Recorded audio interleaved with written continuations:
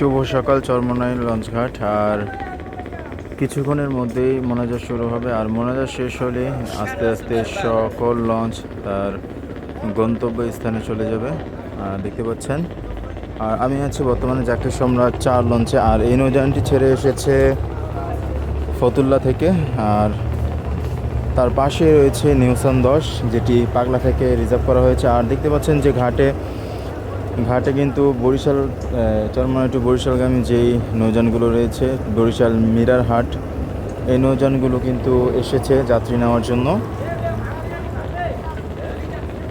আর আমার সামনে বরাবর দেখতে পাচ্ছেন মর্নিং সান 5 রয়েছে, তার পাশে রয়েছে প্রিন্স অব রাসেল 4, তার পাশে রয়েছে ইয়াদেক। তো কিছুক্ষণের মধ্যেই মোনাজাত হবে, আর মোনাজাতের পরই নৌযানগুলো আস্তে আস্তে তার গন্তব্যস্থানে চলে যাবে।